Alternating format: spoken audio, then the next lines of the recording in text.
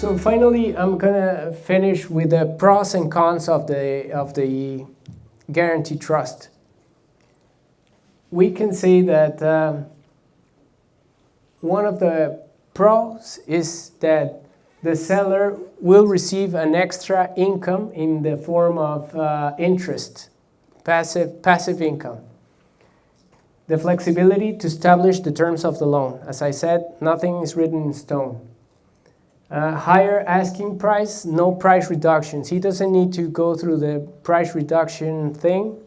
I mean, I'm not, you can tell me more about it, but maybe you can use this as a tool to convince sellers not to reduce their prices and keep it as they are.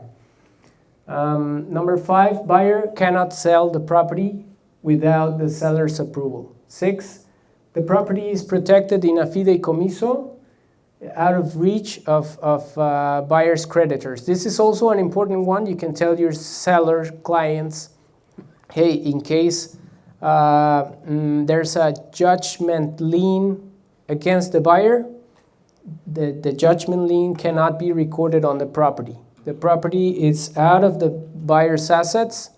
They cannot go after this specific property. It's a good argument for selling this structure. Number 7, the seller is allowed to appoint substitute beneficiaries to receive the loan payments in case of death. And number 8,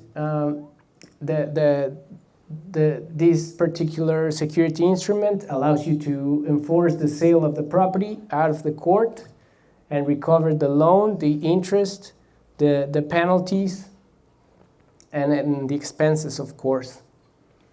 What are the setbacks or the cons of this structure? Well, there's always the default risk, the risk of default, the process to recover possession and daily penalties. I mean, if the buyer doesn't want to vacate the property, even with having a load of a big loan that is growing day after day, and even if criminal charges can be pressed against him, if he does not want to leave the property, the truth is that the seller, even with a title under his name, needs to go to court to enforce eviction, basically.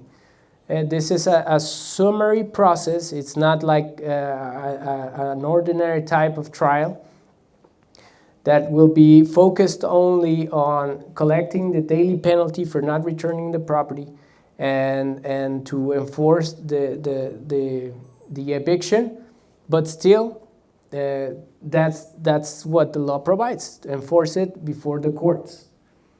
Number 3, but I mean, you can explain your clients, no? There's this all these tools that are not in the law that you can use to kick him out. I mean, you can put pressure with the loan, with the criminal charges. You can offer a deal. No, you will recover a certain portion of your down payment if you return it to me and let me sell it in the market.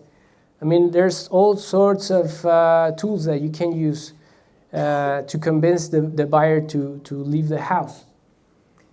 And another con, it's the expenses that the seller needs to come up to begin the out-of-the-court process of selling the property.